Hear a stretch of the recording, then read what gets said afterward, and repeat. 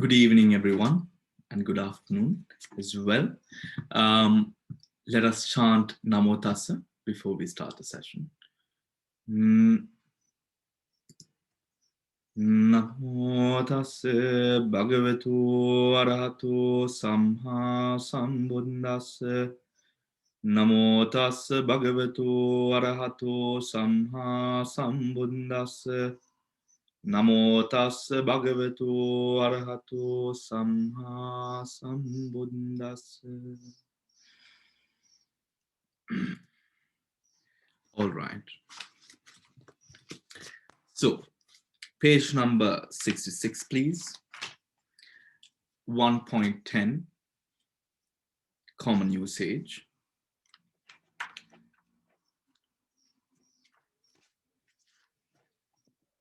So, we have spoken about a wide variety of details to further inculcate the idea of, or the ideology of, or the theory of what the Buddha truly means by the word Shraddha. And in the study of Buddhism, referring to the theoretical analysis of Buddhism, the importance of that said analysis in being able to understand what the Buddha truly means in using certain words, in sort of speaking of certain phenomena in a certain way, right? So today we are going to carry um, on that sort of tense. We are going to carry on sort of understanding how important is it in having a clear understanding of the Dhamma to be able to then go ahead with our practice.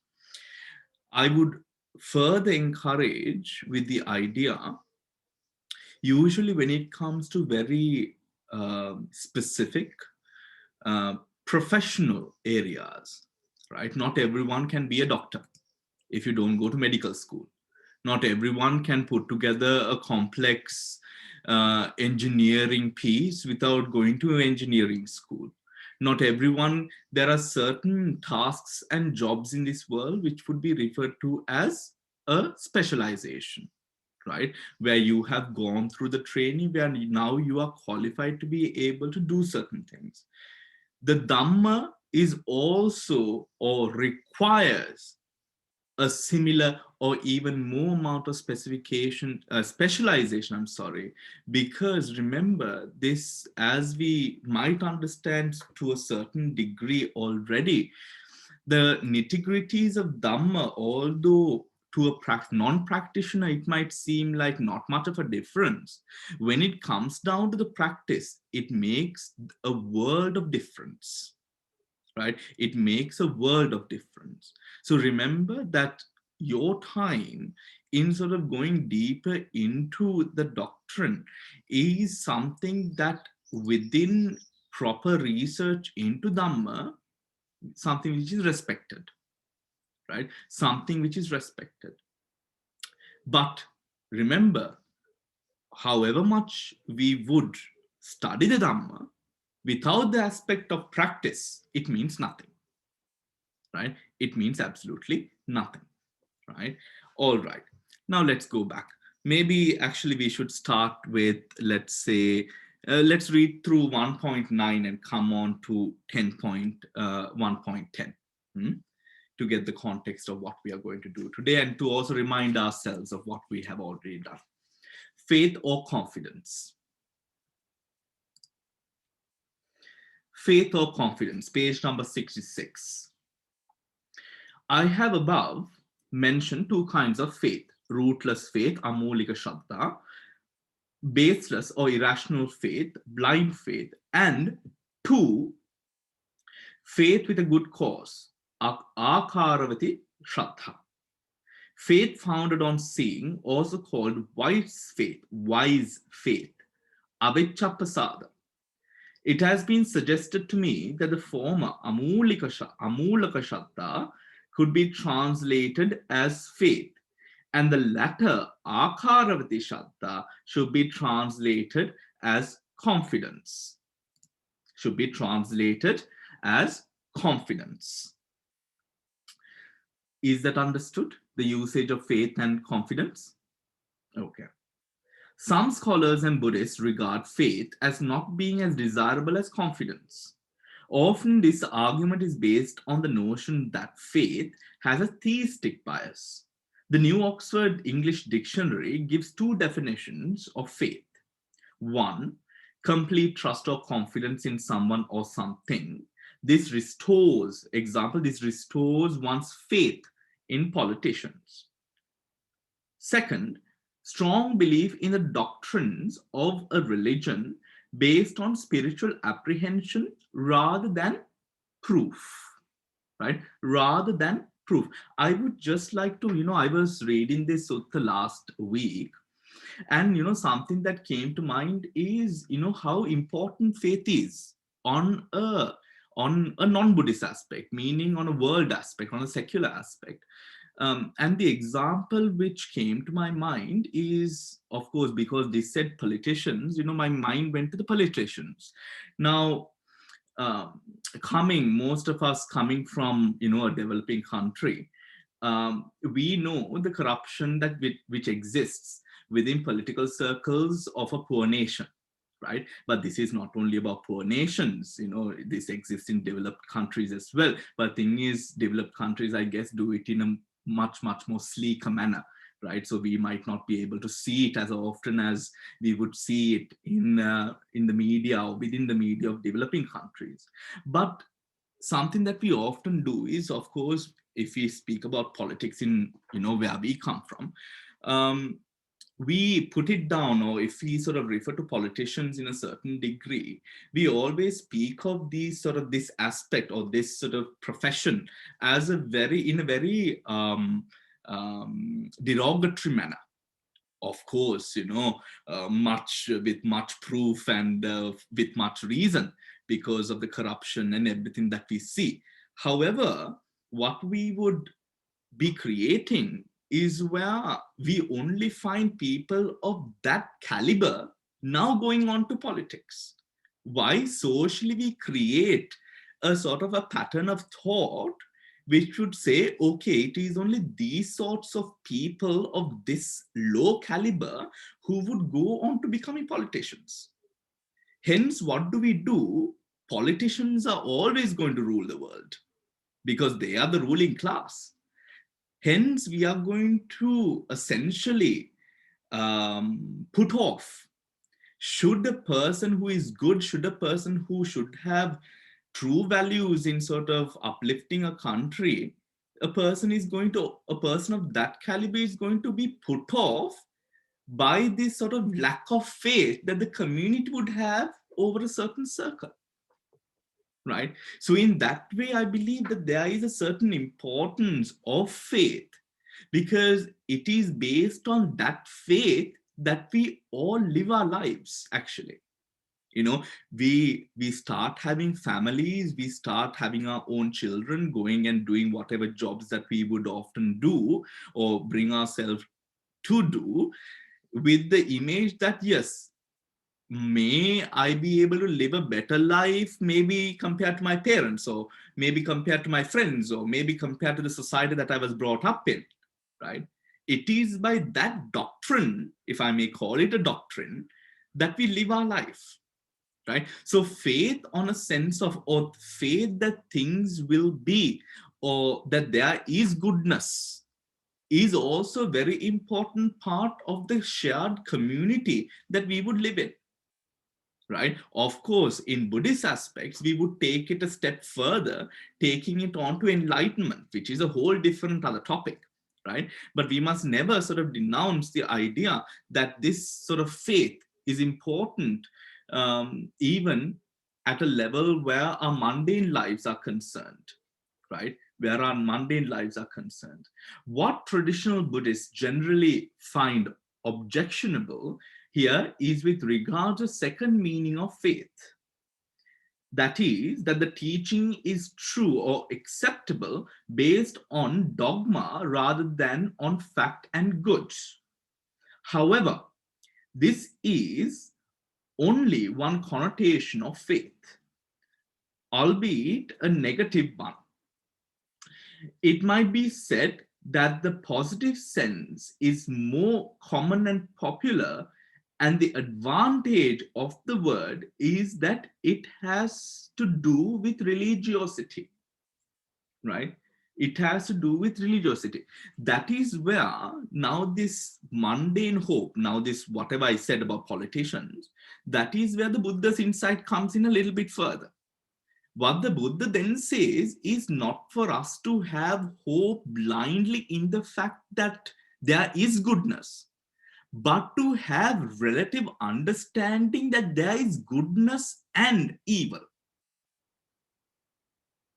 I hope that point is clear there, right? We have faith in the fact, having faith or hope, let's use the word hope, having hope in the fact that something will turn out good, and realizing the reality that everything has a potential of good and bad. It's two different things, right? It's two different things. That is that part of the Buddhist wisdom, right? Both faith and confidence have a sense of belief. Faith, however, can denote a placing of trust in the word of another and has little to do with confidence based on personal experience, a universal tendency in all religions and in Buddhism. And in Buddhism. However, when we say that someone is a confident public speaker, we mean that he is free from fear and self doubt. To say that one is confident in the Buddha or have confidence in the Buddha, to say that one is confident in the Buddha or have confidence in the Buddha clearly misses out much of what Shraddha means. How? Shraddha in the Buddhist sense means faith, trust, confidence in one's self liberation, as reflected in one's clear understanding of virtues of the Buddha, Dhamma, and the Sangha. Right, the nail on the head is, you know, it is not an attachment based approach based on blind faith towards a specific individual, but it is in the path that can be treaded and experienced. Anicca, the Buddha speaks about anicca. Anicca is something which is visible in every passing fleeting moment. If anicca is not in that way seen, yonisomansikara is not operative. Yonisomansikara not being operative means the indriyas are not operative. When the indriyas are not operative, what that means is that person lacks the mental power, what we refer to in Pali as bala, to make the hard decisions or to keep oneself motivated by those powers that the Buddha has spoken about.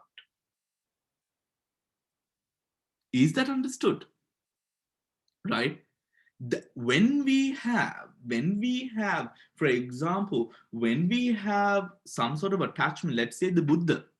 Now we know the a Buddha rupa, a Buddhist statue is the world over. I mean, leave out the Buddhist countries where the Buddha statue is quite respected. In these countries, Buddha statues are used as is seen as an object of calmness. And you go to a spa, you go to some salons, even grave sites, you go to an hotel, they would use it in a certain sense. People who are attached to the Buddha as a figure would find themselves now arousing a sense of anger towards this usage. Of course, there is a specific line, and often this line can be crossed. I remember some few years ago, I think it is still happening, the Buddha sort of Amitabha Buddha was printed on slippers, right? And sort of they were seen as like sort of batik sort of patterns of Amitabha Buddha. Of course, it is quite disrespectful because the world knows that this is a religious figure. However, that is not the question here. The question is, are you getting mad? Are you angered by the fact of somebody doing something to a specific figure that you would respect. If that is so, then the problem is that your practice is not polished, right? That your practice is not polished. Now, let's move ahead, right? Um, okay.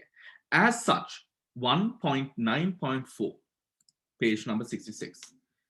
As such, we try to keep the faith, even in the face of difficulties, rather than keep the confidence in a theistic. I'm sorry. As such, we try to keep the faith, even in the face of difficulties, rather than keep the confidence. Is that understood? We try to keep the faith rather than keeping the confidence. Is that clear? Remember that confidence. Okay, let's go back to what faith and confidence is, right? Both faith and confidence have a common sense of belief. Faith, however, can denote a placing of trust in the word of another and has little to do with the confidence based on personal experience. Now let's come back to what we just read. As such, we try to keep the faith even in the face of difficulties rather than keeping confidence. When something bad happens to us, right? When something we have to undergo something overwhelmingly negative, we have something that often would run in our minds is this too would pass, or everything will be all right, or this will pass. We remain or maintain our contemplation, which would allow us to overcome this difficulty in the fact that in a way, in the future, right, this will come to pass, not in the fact of practice which you have learned and experienced with regards to the present. We take solace in the fact that in the future it will pass. We do not take solace in the confidence of the practice that we have seen and experienced. Is that clear? What it's trying to say? I feel like it's not clear. Yes, no, Bante. Bante, this if it's a negative experience, how do you find confidence in that? It is not confidence in the act. It is the confidence in your personal experiences that you have had with the path. So if you have to face something bad and a negative experience, so how do we go about with confidence and faith? Okay, first of all, to understand the context, let's take a meditation example, right? When we meditate, we realize when we cling on to whatever, which, let's say, the sensations, right? When we cling on to the sensations, we have all experienced and realized for ourselves that when we cling on to these sensations, the sensations further persists. When we cling on to the sensations, whatever pain that arises on the within the shoulders or around the thighs or legs or wherever, this becomes something that overwhelms us during the practice in a way that we have to change posture, in a way that our minds are not stable any longer, right? Then through certain guidance or having to overcome or going through meditation, we come to realize, when the moment that I stop clinging on to this so-called sensation of whatever power, now the sensation ceases to exist, right? Now this is playing out. This is Patijasamuppada. This is the law governing Panchupadanaskandha, right? The five aggregates of clinging, the dependent origination, impermanent, suffering, non-self, all of these attributes and aspects to that small degree, now we have that personal experience. It is because of my clinging that the sensation seemed bigger than it is, where it further grew to overwhelm the whole mind, where now I was unable to continue with my meditation practice. When the clinging was no more, my mind had more clarity and understanding of what truly happened. Now my mind was able to operate in a way that it was unhindered by whatever elements that came to arise. That's insight, isn't it? We do not consider this. We know this. But what do we consider? We consider the fact, or we put our minds to the fact that in a little longer, this should cease to exist. Now, the first example is confidence. What that experience created is confidence. We know what water feels like, what a liquid feels like. At any moment, with whatever, if we are blindfolded, yet we had to touch a liquid of some sort, or a liquid was to pour on our bodies, right? We would know that this is a liquid. That's confidence, right? Hoping now, when I open my eyes, I will be able to see what it is, whilst knowing that it is, or whilst having the experience to know that it is a liquid of some sort. That's in here faith. There we do not come down to personal experience of what we know and understand through the practice. Rather, we push that aside, or that even doesn't arise in the mind. What we go to is that aspect of, this will pass. That aspect of this will pass, that is what they say in, rather than being confident, we have faith. Do you understand, Pushpa? Yeah. Is that clear? Yeah. Anyone else who still is unclear about that?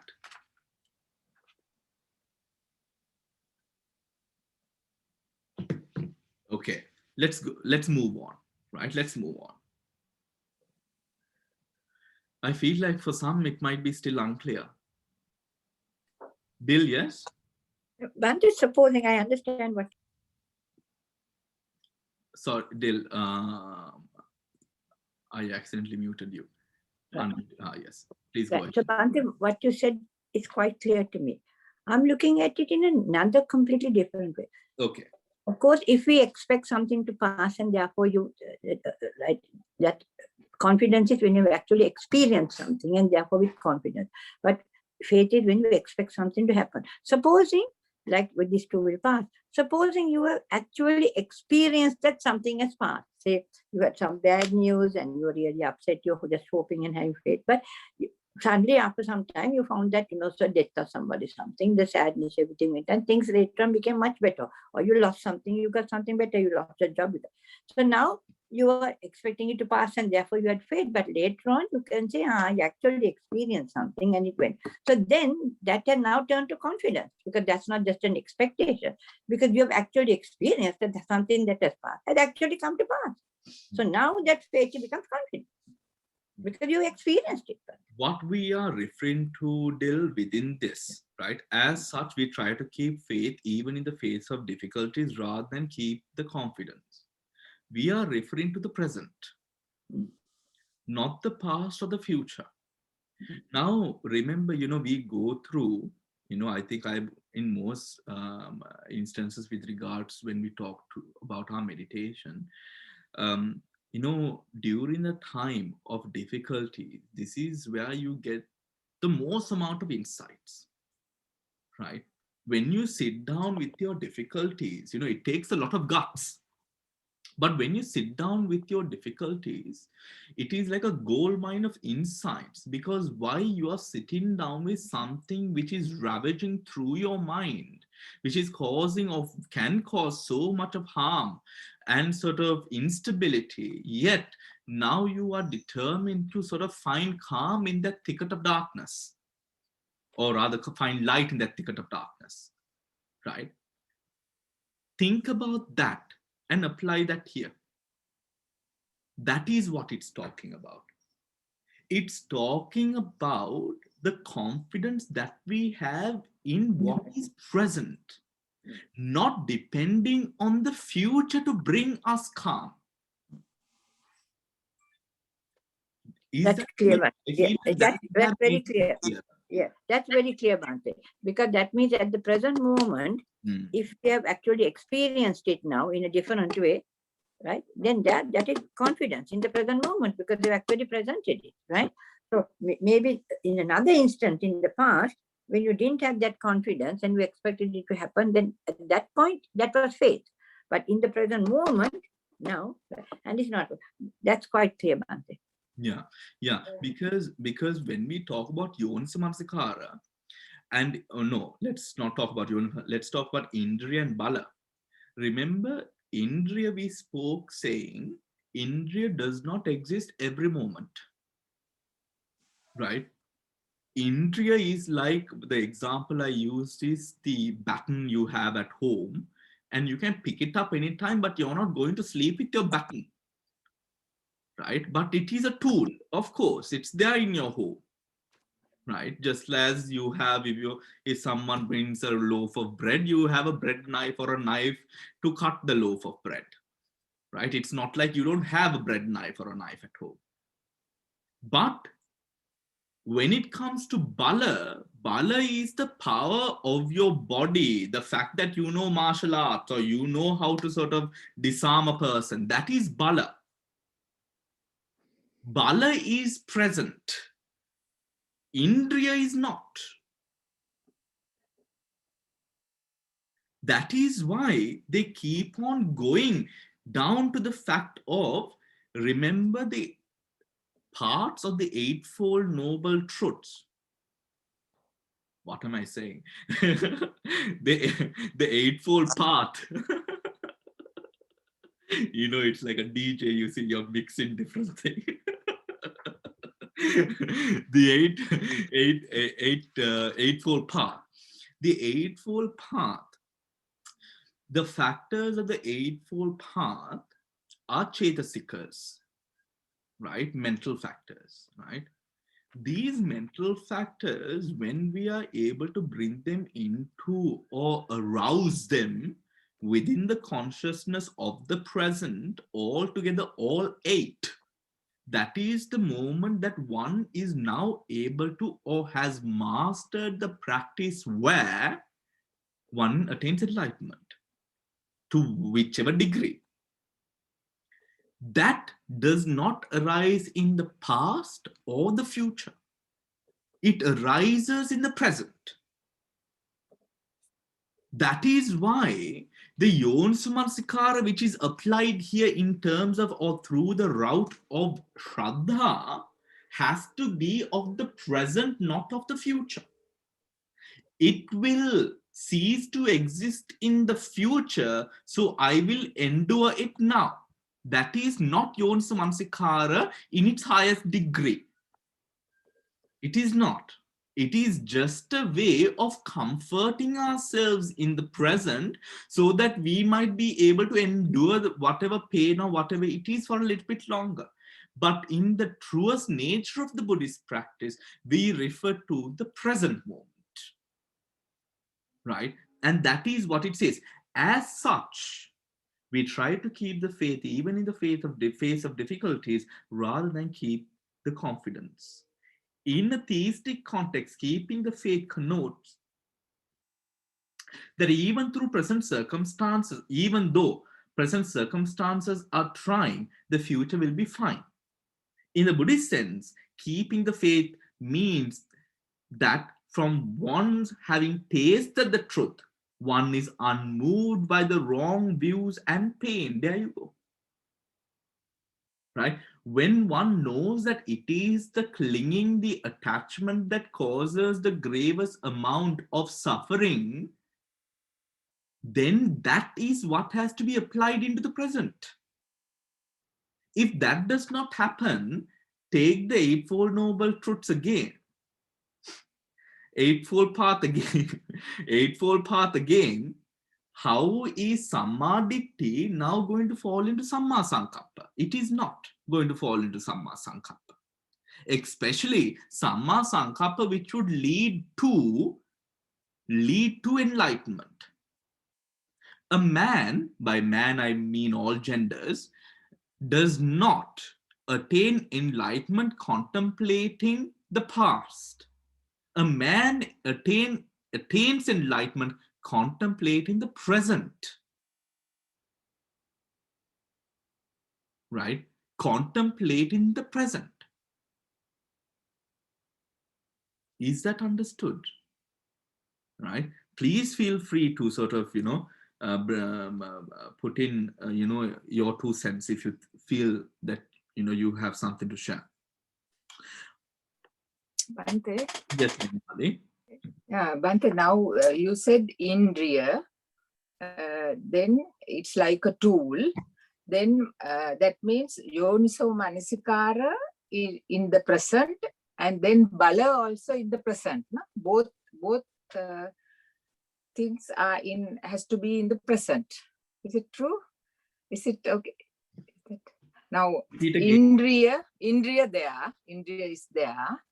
Then because of Yoniso, you have to have at the present moment Yoniso Manasikara, and then at the same point it becomes a Bala at the present moment. If we consider the present moment, yeah. If we are talking about yes, that is so, right? It is like, for example, take the example of a person. Example, doctor. Let's say something as I think in most cases you have to sort of be understudy under a consultant, isn't it? Right? And during this time the consultant would advise you, go take you to trials and do all of these things which will give you that sort of experience on how to sort of deal with patients, isn't it? Right? I mean, through medical school at some point you are asked to go to hospitals and to do your all of that, right? What is that for? That is to then teach you or to give you that experience that you will need to operate on your own as a doctor and to take care of a patient. Up until that happens, hey Mali, right? You are still unsure about how you're going to do it. Yes, you know what the medicines are, you might know the symptoms by heart, you might know all the Latin words, and you might know all the books. But if you are unable to apply it and take care of a patient, it is of no use. When you know how to take care of the patients and apply your 6 years of medicine study to the patient, that is when you become, or that is when you have now Bala. Is that understood? Right? That is when you have the Bala. Or else, we are always going to be dependent.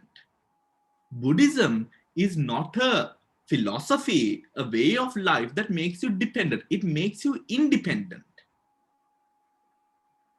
Right? Having that Bala is giving you that ability to be independent. Do you understand?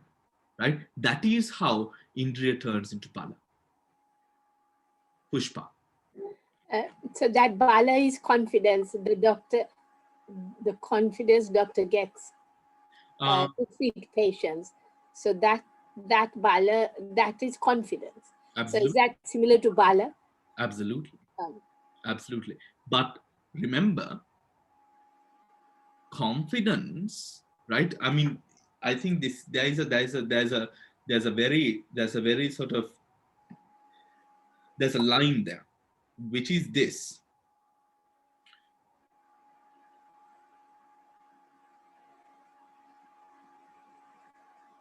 Thinking that you can do it and knowing that you can do it. right? Remember, when it comes to bala, it resonates more with knowing that you can do it rather than thinking that you can do it. Is that clear, Pushpa? Yeah, yes, Bante. Right? Yeah. And don't take it in a way, in this way. Example, it's a cold morning. You might have gone to sleep late, right? Or, maybe you just prefer to be under your duvet, for a little bit longer, right? How are you, going to wake yourself up? Now, this is something that I struggle with as well. I remind myself of maybe all the work I have to do, or, something like that to sort of, get myself up. I can't spare another hour to sleep.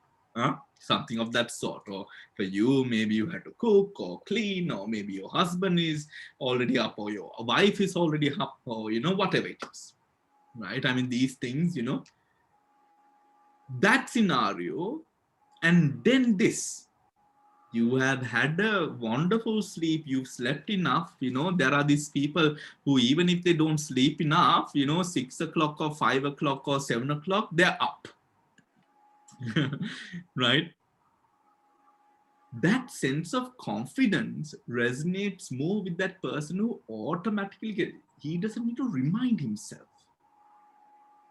Just like, the popular saying goes, a lion does not need to roar. Something like that you say. Right? It resonates more. You don't have to remind yourself. Now in the practice, sometimes, life is challenging, and when life is challenging, sometimes, let's say, there are certain times when it would be a real challenge to say the truth, speak the truth. For some people, they would take maybe the easy way out for that moment, and just utter a white lie, maybe just to get out of trouble. For others, the fact of lying doesn't even come to their minds, but they navigate the situation in a way that they are honest, and they do not also get themselves into trouble, which people can do. It might seem impossible, but people are so skillful, right? And I think with age and experience, actually, you get better at doing this. You can beautifully maneuver a conversation where you don't have to lie any longer. It is only a matter of learning that skill, right? It is like that. For that person, he does not even think of lying. That is what confidence resonates with. Do you understand? When you have, remember, a bala is yours. It has now changed who you are. You don't need pinpointers and signposts to remind you any longer. Why? This is you. It is yours. It is something, a skill that you gave to yourself. Right? That is what confidence is. Right? And that is what bala is. Yeah? All right, moving on. Common usage. Pushpa, you wanted to ask something? No, it's clear now. Thank you. Okay, common usage. Did we? No, we did not finish that paragraph. In the Buddhist sense, keeping the faith means that from one's having tasted the truth, one is unmoved by wrong views and pain. The usage of a word depends on its context. As long as the context is clear, its intended sense is brought out. Usage of the word depends on its context. As long as the context is clear, its intended sense is brought out. Otherwise, one might subscribe to some Platonic form existing behind words that they have a definite and fixed sense, right? That they have a definite and fixed sense. 1.10. common usage. There is a strong tradition in early Buddhism of using words and terms already current, especially where they are heavy with false view. During the second Buddhist forum of the School of Oriental and African Studies, SOAS, University of London, K.R. Norman delivered an interesting paper on Theravada Buddhism and Brahmanical Hinduism. Brahmanical terms in a Buddhist guise, where he discusses some important Buddhist terms taken over from Brahmanism. He opens his paper by saying, "It is obvious that a teacher must be able to communicate. If his teachings is to be understood by his audience, this creates difficulties if he wishes to teach something new, for which terms do not exist. He has the choice of coining new terms or using old terms in a new sense. Both categories must be clearly defined, or his listeners may not understand the first and may misunderstand the second in their old sense." An investigation into the terminology used by the Buddha shows how he coped with this problem. Norman continues. What is certainly true is that Buddhism owes much, especially in terminology, to Brahmanical Hinduism. And much of the Buddha's preaching would have been unintelligible to those who had no knowledge of Brahmanical teaching. Although some of the technical terms of Buddhism are exclusive to that religion, example Patisambhida, much Buddhist terminology is in form identical with that of Brahmanism. At the same time, it must be recognized that although the Buddha took over some of the terminology of Brahmanical Buddhism, he gave it a new Buddhist sense. The change of meaning is almost always a result of the fact that Brahmanical terms were used in a framework of ritualism, while the Buddha invested them with a moral and ethical sense, right? With a moral and ethical sense. Norman discusses the Buddha's usage of Brahmanical terms in three categories, and here only the words are listed. 1. Terms and structures taken over by the Buddha. Right?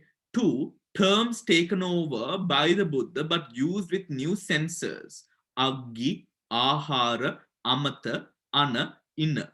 Brahman, Brahmacharya, Brahmaputta, Brahmavihara, Brahmana, Devayana, Jana, Kamma, Ketta, Jina, Nyataka, Punya, Sila, Sotiya, Suddhi, Tevijja, Uposata, Veda, Yogak, Kema. Second, terms referred to but rejected. Atta, Brahmana, Suddhi. 1.10.2. Some of the Buddhist terms are held in common with other contemporary religions, such as Jainism. For example, given in Sanskrit, Jina, Nirvana, Tathagata, Brahmana, Duta, Yoga, Kevali, Ashrava, Karma, Gati, Moksha, Shramana, Pravrajita, Tapas, and some epithets of the Buddha and Mahavira. For example, Sabbhanyu. It is possible there, concludes Norman, that the use of Brahmanical terms in a non-Brahmanical sense was taken from the general fund of vocabulary of Shramanical religion. Shramanical, Shramana. The meaning of Shramana are those who work towards getting rid of those hindrances.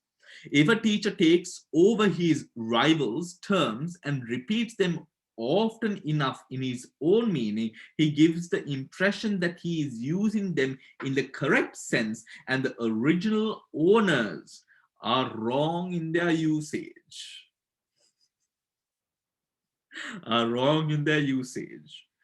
The Arana Vibhanga Sutta, Majjhima Nikaya 137, is an important guide in communicative language, where the Buddha declares this is also where the common debate, where people make it a point to deframe Buddhaghosa comes in. Because Venerable Buddhaghosa, what he did was he made the Tipitaka accessible in Pali language, because Pali language at the time was the commonly spoken language. It is also the reason that the Abhayarama, yes, Jetanarama, Anuradhapura, Abhayarama, Abhayagiri. It is also the reason that Abhayagiri stood with the sense of Sanskrit usage, whilst Mahavihara wanted to use Pali, and they were absolutely dead against Sanskrit. Why? Because Sanskrit at the time was used by the elite, right? And Pali was the common language known by everyone, including the elite, right? Including the elite. This was in a certain way, if one has studied the history of Catholicism, you would find a very similar history between that interaction between the Abhayagiri and the Mahavihara and Catholicism here, right? And Catholicism here. Going back to the Sutta. We should not cling to a regional language. You should not reject common usage. So it is said. In what connection is it said? So it is said. In what connection is it said? Now, that tense, in what connection is it said, is something that is repeated along the Tripitaka. When someone says something, or even if the Buddha says something, there are instances where it is in what connection did the Tathagata say thus? Right? This is referring to say, just as our usage, we sometimes need to have a bit more clarity, because maybe we could have double meanings with certain words that we use. How monks is their clinging to a regional language and rejection of common usage. Here monks in different regions, they call bowl a bowl, pati, patta, vitta, say rava, daropa, puna, pisila. So whatever they call it in such and such a region, they speak accordingly, firmly adhering to the words and insisting only this is correct, anything else is wrong. This is how monks, there is clinging to a regional language and rejection of common usage. And how monks is there no clinging to regional language and no rejection to common usage. Here, monks, in a different region, they call a bowl, pati, patta, vitta, serava, daropa, pona, paisila. So, whatever they call it in such and such a region, without adhering, one speaks accordingly. I mean, we know this very well.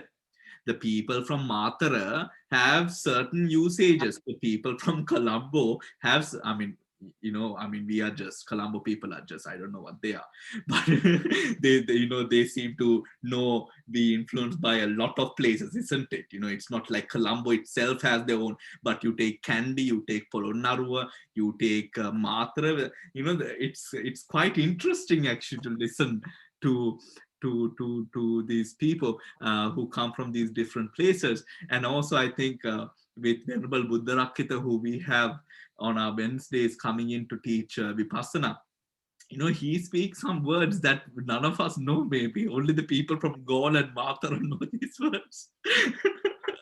From Siyavalapitiya. We know what this means. The English might not understand this as much, but also English, Cockney accents, sometimes are not sort of understood by the other English speakers. Sometimes the Scottish accents are not understood by other English speakers, isn't it? So yes, we do know this, right? Here monks in different regions, right, that is that, This is how, monks, there is no clinging. There is no clinging to regional language and no rejection of common usage. So it is with reference to this that it is said, you should not cling to a regional language, you should not reject common usage. The main idea of this passage is communicative language. If you want to sell a spade, call it a spade, not a flat-bladed ground digger. Or worse, to call it a spat simply because simply because a rival company has been using spade. Huh? There is neither taboo or license in clear and communicative language. Religious language for the masses has to be clear and easily understood. One has here to use words to go beyond words, right? Temperament and learning. So we come back to the temperaments and the 4 types of pudgalas, right? And the 4 types of pudgalas. The main point of the Pubba Kotthaka Sutta is not that faith is always negative, although it can be negative, as in the case of baseless or blind faith. In fact, for those who lacks wisdom or whose grounding in wisdom is weak, wholesome faith, Shraddha as a spiritual faculty, wholesome faith is a very good way of working towards spiritual liberation. As this faith becomes more balanced with wisdom, it turns into wise faith, avicchappasada. All this shows that we are of different temperament. Some are faith inclined, others are wisdom inclined. The Petakopadesa and the Nettipakarana, 2 classics on Buddhist exegesis, how do you pronounce that word? Exegesis.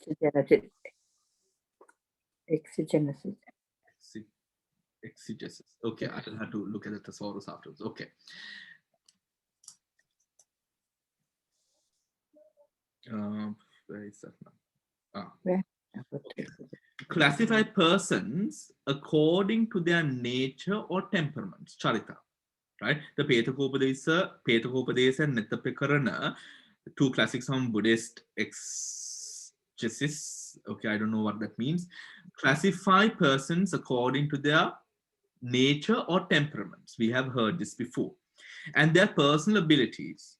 In terms of temperament, charita, and abilities, the Nettipakarana and the Petakopadesa divided persons into 2 basic groups. Persons of desired temperaments, tanha charita, and persons of view temperament, ditti charita.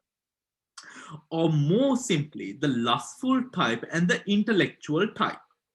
The classification scheme assumes that persons at each level of the path may have varying spiritual needs, propensities, and abilities. A person's temperament determines what kind of defilements he will have. For example, the view temperament person will have ignorance as a defilement. For example, the view temperament person will have ignorance as a defilement. Temperament also determines how people seek release unsuccessfully.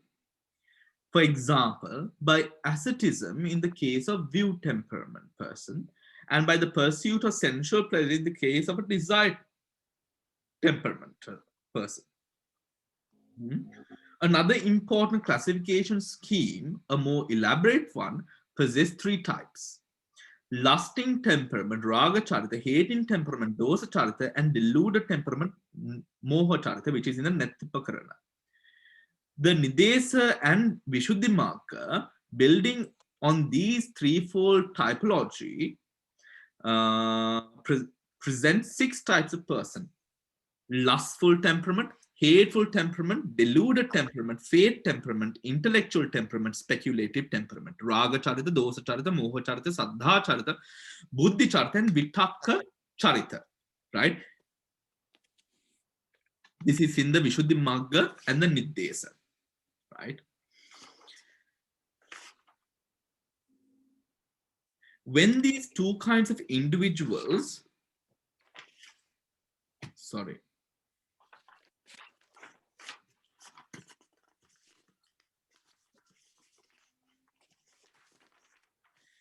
In terms of learning ability, the Nethipikarana employs a classification system dividing persons into 4 types.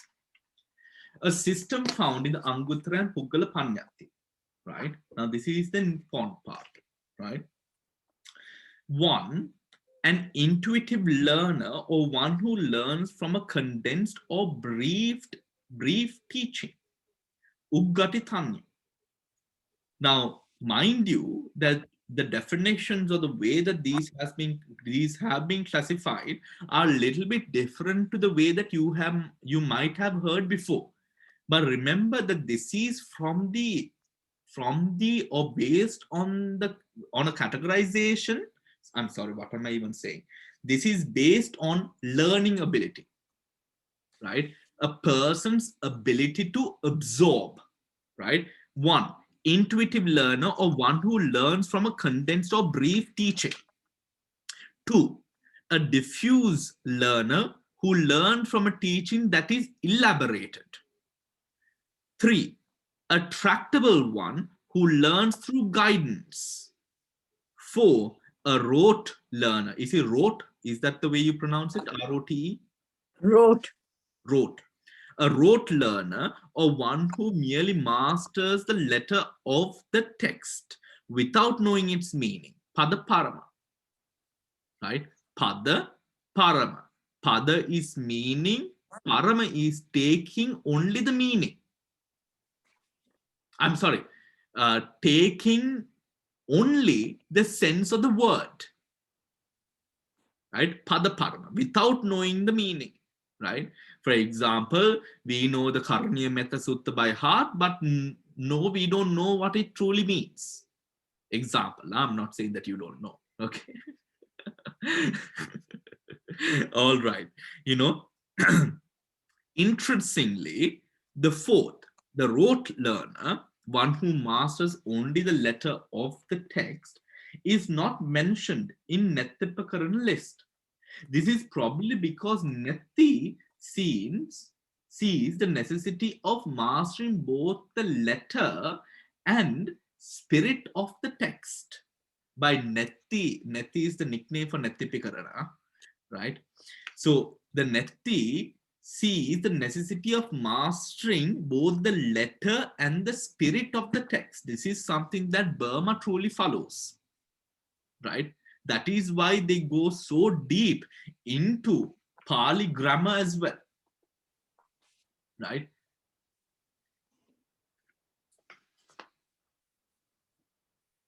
The 5 spiritual faculties and the basis of success. 20. Do you have any questions with regard to the 4? No questions, right? We are going to come into a section where it elaborates on it now.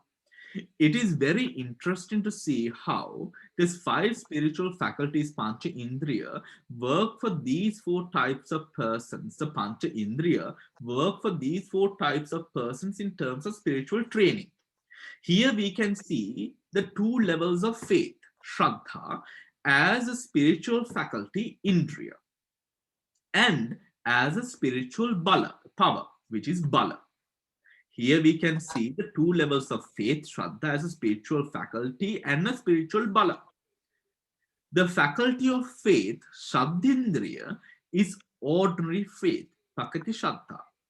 And the power of faith, Shraddha Bala, or wise faith, Aviccappasada, is faith through cultivation, Pakati Shraddha. Is that understood? Right? Again, the faculty of faith, Sad Indriya, is ordinary faith. And the power of faith, Shraddha, Bala, or wise faith, Aviccappasada, is faith through cultivation. Right? Faith through cultivation. While, now before we go on, right, before we go on,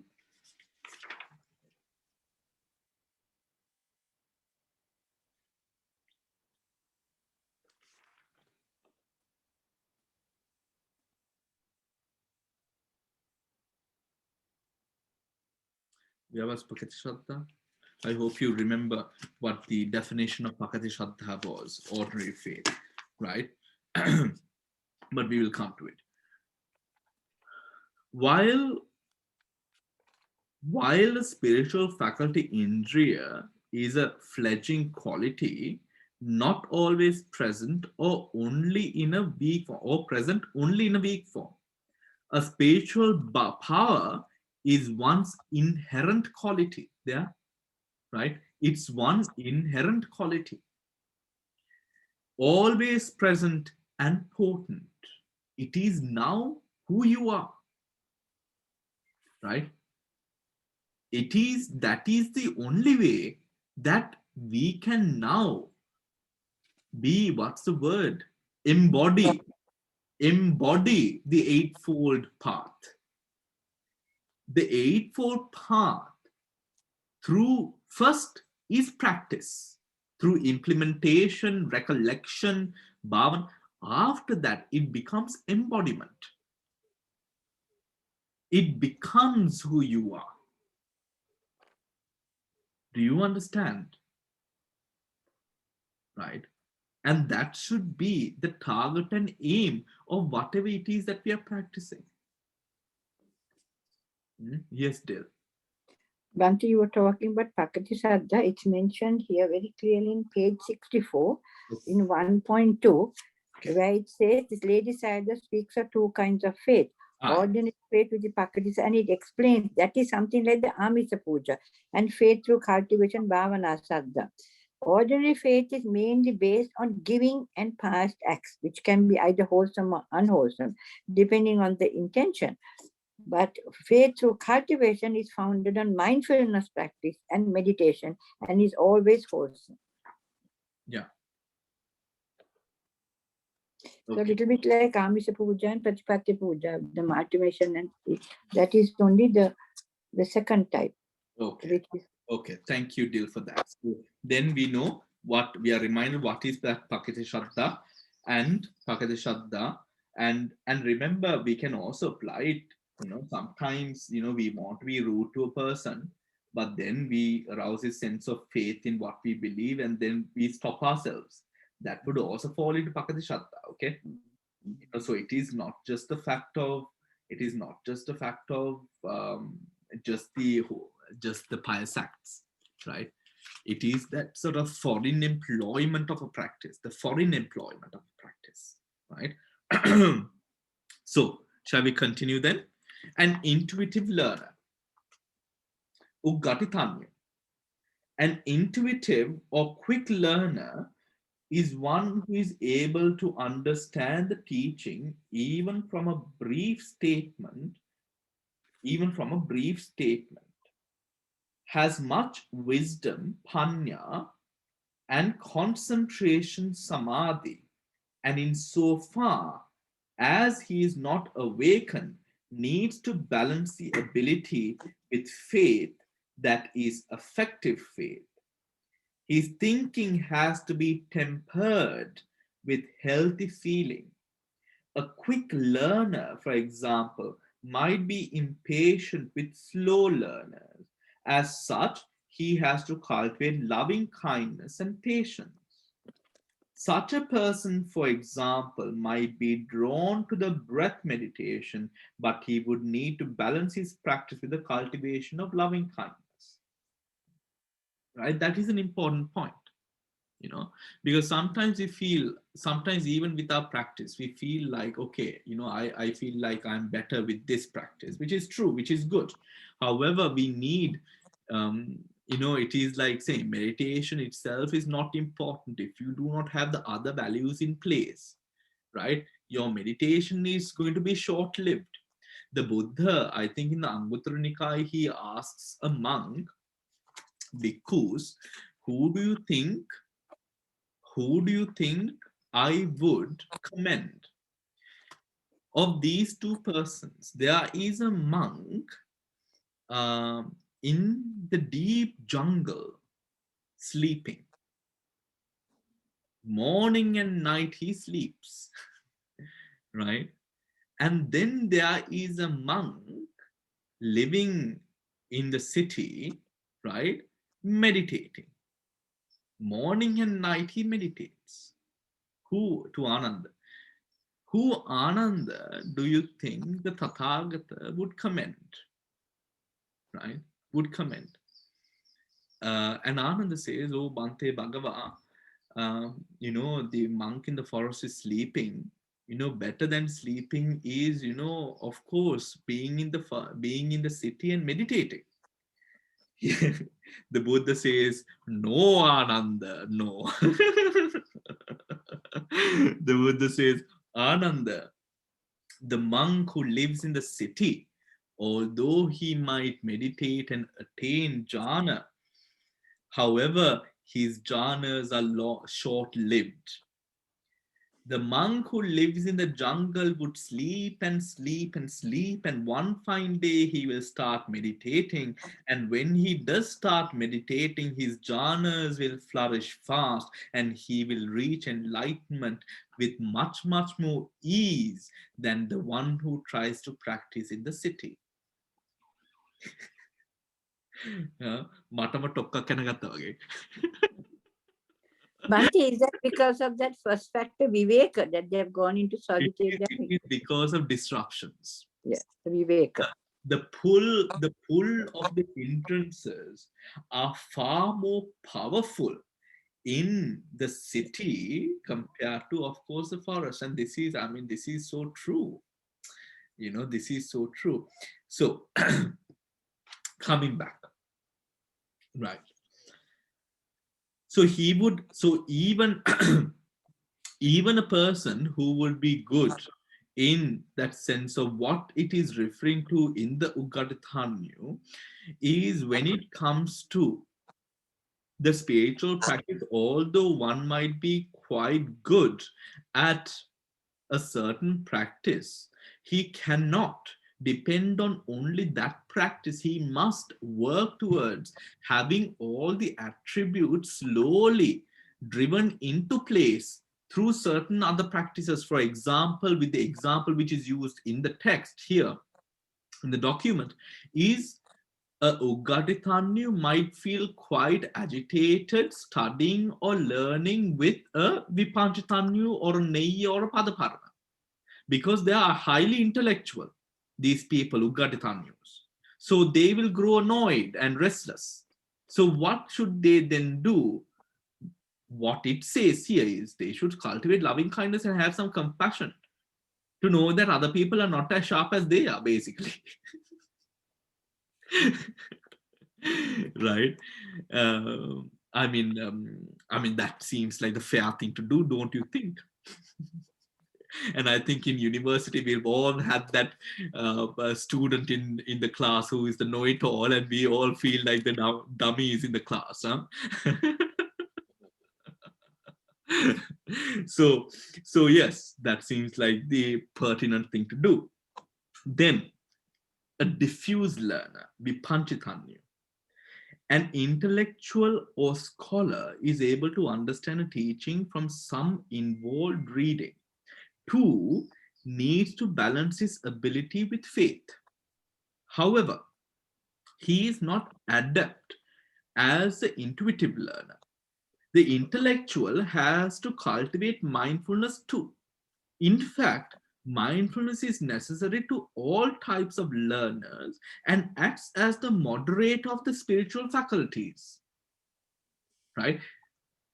Remember, we spoke about this with regards to the example of the car. How the steering wheel will always remain to be mindfulness. Right? Will always remain to be mindfulness. Because mindfulness is that it is like, the entry point. It is not, but it is almost like that entry point by which this data enters the stream of mind. Right? Through which this data enters the stream of mind. In fact, mindfulness is necessary to all types of learners and acts as a moderator of the spiritual faculties, harmonizing faith and wisdom and harmonizing concentration and effort. Like the quick learner, the intellectual might be impatient with slower learners. As such, he has to cultivate loving kindness and patience. The intellectual would find it easy to do the breath meditation, but he would need to balance his practice with the cultivation of loving kindness, right? With the cultivation of loving kindness. Remember, when we take the 5 aspects of the leaders and the balas all have to be balanced. All have to be in union in the way that it arises, or else there is going to be instability of mind. You do this through mindfulness and the ability to have that sense of loving kindness towards yourself. The practice and elements that we would cognize in the outside world, right? Having that base, because that loves you, because loving kindness is like, for example, agantuka bhavanga. It is like a buffer. The moment you have a sense of compassion, you can take a step back and think. When you do not have that buffer, you just react. Hence, now you're too engaged. The balancing cannot happen, right? Hence, speaking very elaboratively of the importance of that loving kindness and mindfulness in the practice, especially with regards to the leaders, cultivating them to become the balas, the power, right? A diffuse learner who understands through elaborative teaching has an investigative mind. An example of such a person who gains liberation through mental investigation is Elder Mogaraja. When these two kinds of individuals, a quick learner and a diffuse learner, are spiritually developed and liberated, they are called Dharma followers, Dhammanusari, right? Dhammanusari. The tractable one, Neya. A tractable one who needs guidance tends to rely on faith, which the wise teacher can use to lead him to wisdom, which the wise teacher can lead him to wisdom. It is often easier for such a person to cultivate loving kindness, which means that he would benefit from the balanced practice with the breath meditation. The breath meditation would help to focus and clarify his mind so that he is able to understand the teaching better. The guided learner has to put forth effort, virya, has to put forth effort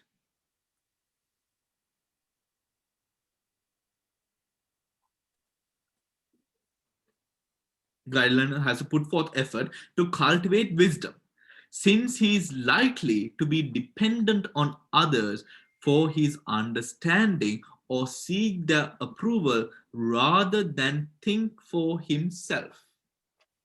Right? This is where again you can bring in trust, belief, faith and confidence. Right? That dependence upon something which is not there and confidence upon what is there. Right? A tractable one tends to rely on faith, such as Elder Rattapala, who is declared to be foremost of the monks who renounce through faith, Saddha Pabbajitana. If such a person has strong resolution or will to act Chanda in spiritual development, he would in due course attain liberation, such as Elder Rattapala, who is said to have cultivated the will to act, to find liberation. The Kotthaka Sutta is cited as an example of a discourse given to those who need guidance. The rote learner, Padaparama. A rote learner is one who knows the word of the teaching at best. is totally dependent upon the guidance of others, and as such is likely to be a faith-inclined person. As such, he may easily fall into cognitive faith, often a characteristic of academically inclined, and tends to regard those who appear to know better than him, who who is charismatic, as being right, and therefore it is good to believe or follow such a person. A rote learner has to be inspired to put forth effort to build his mindfulness, and is often emotionally dependent on an authority figure. He should practice both breath meditation and loving kindness cultivation in a balanced and harmonious manner to build wise faith. Right? Why does it say he should practice both breath meditation and loving kindness cultivation? Breath meditation, to simply put, to be able to take a step back than reacting to what one sees. That's clear, isn't it? That's what we do with the breath meditation. Loving kindness meditation, to act as a similar buffer, like what we spoke of earlier. Inclining, what is it inclining? Inclining people to think, inclining people to apply, not to just believe, right? Because belief can only go so far. It can really only go so far, because if you just believe, you're not antagonizing the structures already in place. It is in that antagonizing through new data, now Dhamma, Buddhism, impermanent, suffering, non-self, that we antagonize the structures that are already in place, supporting Atma. Everything that we have in our minds, everything is placed or is taken to support a structure of Atma. That is why we are all here today. Without antagonizing that structure, we will not be able to really take apart, to break the sort of the roof of the house, as the Buddha put it. All right. A rote learner, okay, we read that. Okay, the most famous example of a rote learner is the elder Chulapantaka, who, when newly ordained, cannot remember even a single stanza in the course of 4 months. When he contemplates giving up the holy life, the Buddha teaches him a special meditation, as a result of which he becomes a fully fledged arahant. The elder Sona Kolivisa, after being given a meditation subject by the Buddha, goes into retreat, but his progress is severely impaired because he has too many visitors. He struggles in his meditation, especially the walking meditation, until his feet bleeds. The Buddha then admonishes him on the middle way. The elder Sona is an example of one who exerts great effort and is declared as a foremost of all those monks who put forth effort. When these two kinds of individuals, the one who needs guidance and the rote learner, are spiritually developed and freed, they are called faith followers, Saddhanusari. Right? Saddhanusari. Why are they called Saddhanusari? Because of they thrive on information based on faith, but not information that they will truly see at that moment. Whilst the Dhammanusari sees the information and the truth at that moment. Do you understand?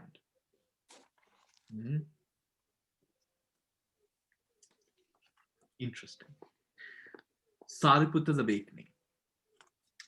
In the Dhammapada commentary, the Buddha declares this of Sariputta. Indeed,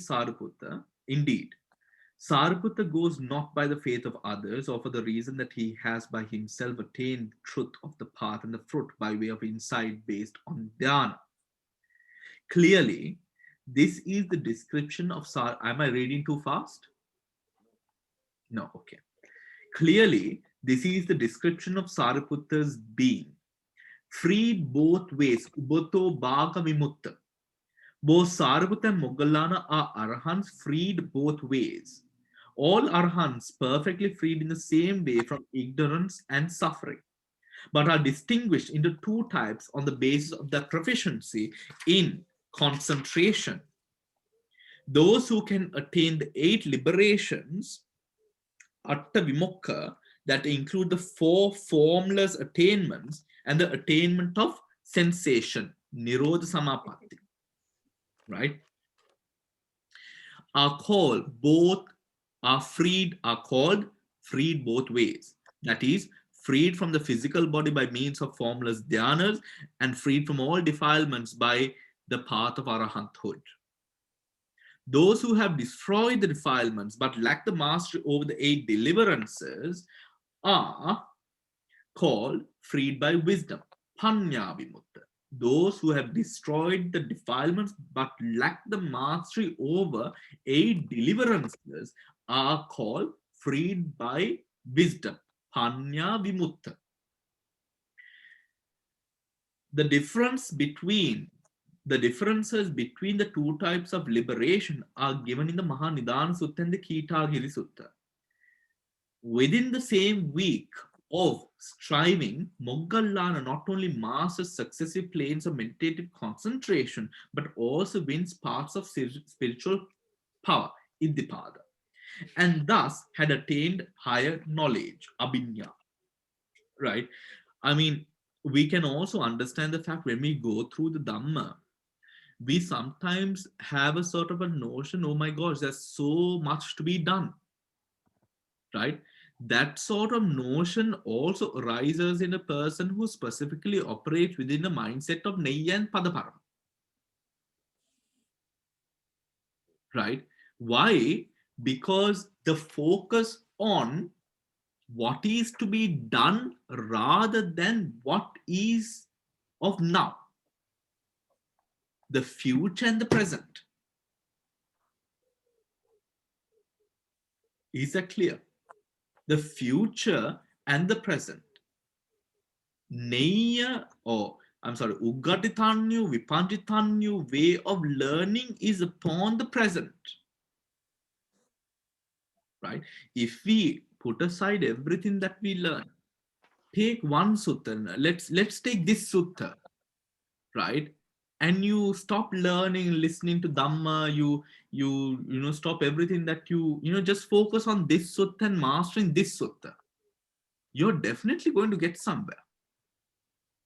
You put this sutta, this is also kind of a hard sutta. Let's take the Karniya Metta Sutta, or let's take the Ratana Sutta, or let's take the Mahamangala Sutta, or the Bojjhanga Sutta, and you focus just on that.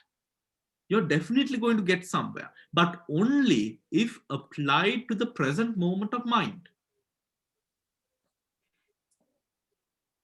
If only applied to the present moment of mind. I think that is where we all struggle, right? Because I think we have been given this notion of there's so much to learn, but really, if we are able to look at the suttas or look at the data which is there even within one specific sutta, there is so much to pick apart. I mean, to look at this commentary, how much have we actually gone through, right? Present moment. I think that is, for me, that is why I think, some people, of course, commend the idea of 7 Buddhist channels being in, for example, Sri Lanka. For me, I personally believe that there is no further sort of torment that you can do towards Dhamma, right? That supply is far more than what the demand is. The common economics of that is the value for Dhamma reduces, right? And the aspect of present moment contemplation of Dhamma is now challenged more than ever, right?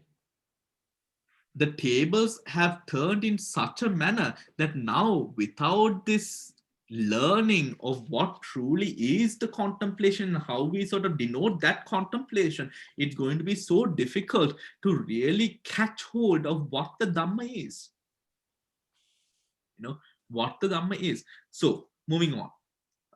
Damsiri, you had unmuted yourself, yeah? Yeah, Mala, yeah? Bhante, can you explain the character of the diffuse learner? I couldn't catch it. Okay. Diffuse learner. Vipanchitannu. Yeah. The diffuse learner, the characteristic is the first one, Uggatitanyu, is able to grasp, is quick to be able to grasp Dhamma taught in a summarized manner. Uggatitanyu, that's Uggati. Vipanchitanyu is one who is able to grasp when elaborated upon. Oh, I see, right. Okay. Right? When elaborated upon. Clear? Yeah. Okay.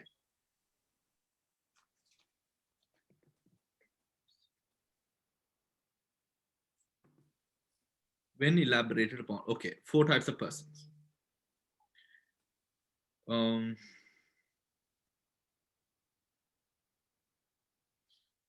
Okay. Within the same week of striving, Moggallana not only masters the successive planes of meditative concentration, but also wins the path of spiritual power, and thus had attained higher knowledge, abhinyana. 4 types of persons. There is a whole chapter, Bagga, in the Anguttara Nikaya, Patipada Vagga, dealing with the modes of spiritual progress, Patipada, of which 4 are mentioned. 1, painful progress with slow insight. 2, painful progress with quick insight. Pleasant progress with slow insight, and pleasant progress with quick insight. Dukkha patipada danda binya, dukkha patipada kippa binya, sukha patipada danda binya, sukha patipada kippa binya. Right, the ways of attaining enlightenment. Of the sutta in the chapter, 2 are called Sariputta Moggallana Sutta. In the Sariputta Moggallana Sutta 1, Sariputta visits Moggallana and on being asked by Sariputta, Moggallana tells him that his, Moggallana's, mode of spiritual progress was painful but with quick progress. But in Sariputta Moggallana Sutra 2, Moggallana visits Sariputta, who says that his own mode of spiritual progress was pleasant with quick insight.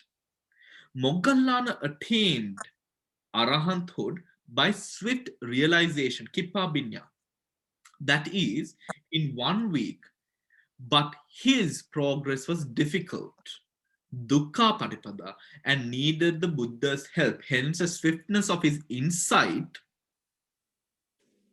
kippa binya, right? Hence, the swiftness of his insight, kippa binya.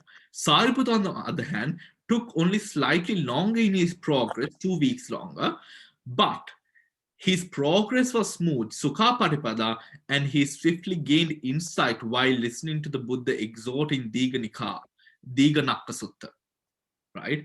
While Moggallana had the Buddha's personal guidance in his progress, he had a smaller range in insight, whereas Sariputta was not only independent in his progress, but had a wider range of insight. Hence, Sariputta's superiority and supremacy in wisdom. Right? In wisdom. Right. Chitta the householder. The Pubba Kotthaka Sutta should be studied with the Niganta Nagaputta Sutta, where the householder Chitta makes a declaration similar to that of Sariputta's statement on faith and wisdom. Chitta, in answer to Niganta Nathaputta's question, employs a pun. Householder, do you have faith in the ascetic Gautami when he says there is concentration without applied thought and sustained thought? There is cessation of applied thought and sustained thought. Here, Bhante, I do not go by faith in the Blessed One, right? Same. He says, I do not go by faith in the Blessed One, but I know, right? I know what is to be done. I know that it is true. Here, we can either see that the Asut, Chitta, is laying a verbal trap which he later springs, or that Nigantha simply misunderstands Chitta's answer, where he appears to be disclaiming allegiance to the Buddha. He is actually asserting that he has realized the truth of the Buddha's statement by personal experience and thus need not rely on mere faith in the Buddha's words. Chitta then asks Nigantanatha Kutta, which is superior, knowledge, jnana, or faith, Shraddha, and Nigantha replies that it is knowledge. Based on the statement of Nigantha, Chitta then declares his own knowledge is in this famous statement, which she also declares to Achelaka Kassapa. To whatever extent I wish Bhante, quite detached from sensual pleasures, detached from unwholesome mental states, I enter and dwell in the first dhyana, accompanied by applied thought and sustained thought, accompanied by zest and happiness born of seclusion. Then to what extent I wish Bhante, with the stilling of applied thought and sustained thought, by gaining inner tranquility and oneness of mind, I enter and dwell in the second jhana, free from applied thought and sustained thought, accompanied by zest and happiness of concentration. Then, to whatever extent I wish Bhante, with the fading away of zest, I remain equanimous, mindful, and fully aware, and experience happiness with the body, I enter and dwell in the third jhana, of which the noble ones declare, happily he dwells in equanimity and mindfulness. Then, to whatever extent I wish Bhante, with the abandoning of pleasure and pain, and with the earlier disappearance of happiness and grief, I enter and dwell in the fourth jhana, that is neither painful nor pleasant, and with mindfulness fully purified by equanimity. Since I know and see thus, Bhante, in what other ascetic or Brahmin shall I place faith? As regard that there is a concentration without applied thought and sustained thought, that there is a cessation of applied thought and sustained thought. By the way of paraphrase, the Nigantha thinks that Chitta does not take the Buddha's word for it. That is, he does not have faith in the Buddha. Chitta, however, answers obliquely, meaning that it is not because of faith in the Buddha, but because he knows it from his own experience, meaning that he does not need to take the Buddha's word for it simply because he knows for himself. That was what was respected. That is what the Buddha commended. And that was why the Dhamma was structured in such a manner. 84,000 pieces of Dhamma is no joke. And if the Buddha expected us to follow simply what he said, the Tripitaka would have been as small as the Bible. But it clearly isn't. It clearly isn't. Why? So that people could understand in a way that the Dhamma would now resonate with themselves. The reason that is why, isn't it? I mean, the basic answer for why there exists 84,000 pieces of Dhamma is because to serve the purpose of every man, every gender, being able to understand Dhamma in so many ways. This wouldn't be so if the Buddha's expectation was autocratic. In a way, I say, you follow. That is not so. Right? This is the reason why I think with our Dhammic contemplation, maybe taking certain things in a slow manner would help us to relate, understand, apply. Sunata Dhareta Charata. To our own lives, we should bring about true intentions of faith. True intentions of faith, right? True intentions of faith that truly lead to the fruits as the Buddha taught, right? And I think that should be the aim and goal of, all of us, right? And I think that is also where people struggle with Abhidhamma to a certain extent.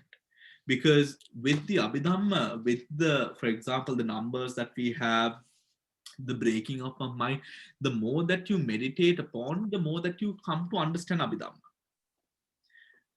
Our people are not built in that manner, or we have not been groomed in a manner where we pick things apart. We are groomed in a manner where something is said and we are hoped to follow or accept it, isn't it? I mean, just the cultural implication of our upbringing, right? But that is far from what the Dhamma is, and that cultural implication makes it far more difficult for us to truly see what the Buddha has truly meant with regards to anicca, dukkha, anatma, right? All right. So that is the end of the sutta, right? That is the end of the sutta. Please read through it again, I think. Please read through it again. And I love Piyatan's, what he has, the mentions that he has done and the resources that he has collected it from. I think it is such a wealth of, of knowledge that you can sort of understand something from or by. So I'm going to leave you with that, right? I'm going to leave you with that. Yes, Deb. Two things. One, you said Sunata, Dharata, and what's the other word? Charata. What would you, Sunata, sorry? Dhareta and Charata. Dhareta and Charata. What do they mean, Band? Sunata is listen, Dharecha is bear, and Charata is practice. Dhareta is bear. Dharanama. Yeah. And Charata is practice. Sunata is listen. Yeah. Dhareta is to remember what you have listened, and Charata is to practice. And the other question is this one, but the last on that page, that page 73, where it says Niganta thinks that Chitta does not take the Buddha. That is a little bit like Sariputta, who said he doesn't have faith because he himself had understood it and because he has practiced. So that is a little like what Chitta has done here. And that is what it says. Yes. Similar to Sariputta's statement, Chitta also replied in such a manner. No, right. Thank you, Bhante. Yeah. Yes. Any other questions anyone would have?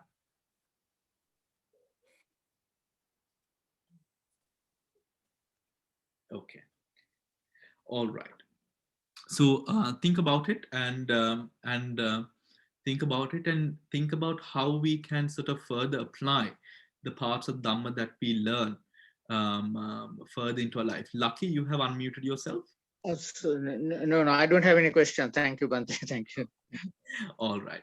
And I will see you all on Saturday. We have dawn session happening on Saturday, which is Buddhist living and consumer culture. Don and Gihanta are going to be co-managing the session. Gihanta, some of you already know Gihanta. Gihanta has also studied sustainable development at Cambridge University, so he is also been there. On the 20th, we have Venerable Chandakirti, who is going to speak on the getting rid of Kama Chanda, right? That is on the 20th, and you will receive the email tonight, right? Email tonight. Yes, so I'll see you on Saturday. All right. Take care and good night. Tervan Sarnai Bhante.